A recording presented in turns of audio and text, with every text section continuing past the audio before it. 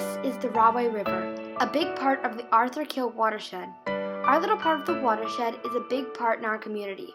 It is a main source for fresh water and it brings a lot of wildlife into our town. But we have a problem with keeping it clean. Our job is to help keep the watershed clean and our wildlife happy and healthy.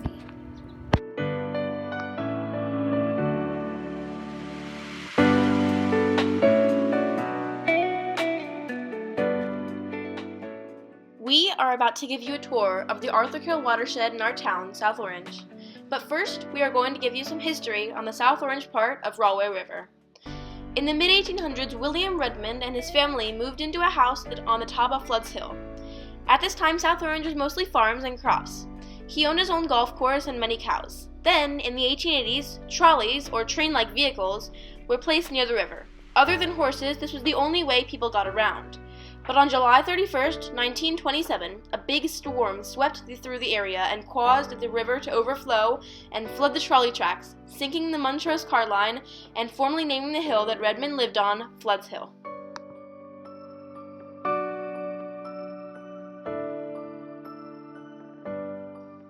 Then, in the 1920s, a man-made swimming hole and fishing hole was built close to the river. The hole still exists today and got renamed to the Duck Pond by locals. Now the pond is filled with mud, leaves, and duck feces. Some boat enthusiasts still use this pond to try out new boats or to race. The pond also has use in the wintertime as an ice skating rink.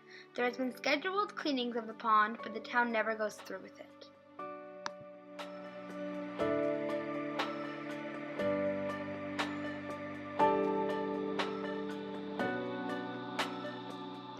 Now that you know the history of our river, here is a little tour of our part of the Arthur Kill watershed. We will start our exploration at South Orange Middle School, formerly known as SOMS, where we went into the Rahway River as a class for the first time on April 17, 2017. As you walk closer to the river, you will see the duck pond and the new bridge. If you keep heading to the right, you will see lots of storm drains. Storm drains are used to help prevent flash flooding. They were installed in South Orange after the big trolley flood. They are normally placed at the bottom of a hill so that the water runs down the hill and into the drain. Fun fact is that you can tell a storm drain is a storm drain when there is a fish engraved into the front side of the drain. If you keep walking forward, you will finally see the river and a blue bridge that looks fairly new.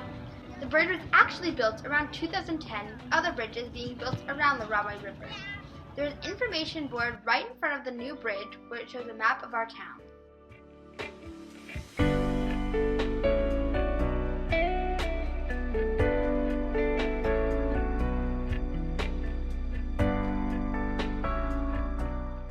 If you look to the left, you will see the river is blocked off by trees.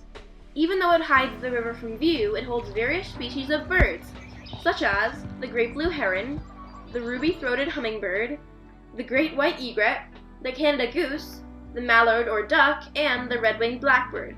Also, our state bird, the eastern goldfinch, can be spotted hiding in the bushes and trees.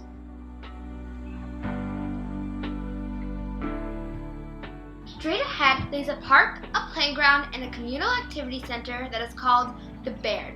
A lot of these sites are the main sources for pollution because of all the people in the summer. The funniest part of it all is that most people that litter don't even know that they're littering. That's because they leave plastic bags and water bottles out and just forget all about them. But then the rain comes and moves all that plastic out into the river. Other things that have been found in the river include things like car tires, an entire hose, a key from a hotel in China, bikes, money, and an entire new bedpost. Now that you are familiar with our river and what lives inside it, it is now your job to help clean out the river and make sure it stays healthy and clean for generations of not only townspeople, but wildlife too to come. So make sure to come to River Day and do your part in keeping the river healthy.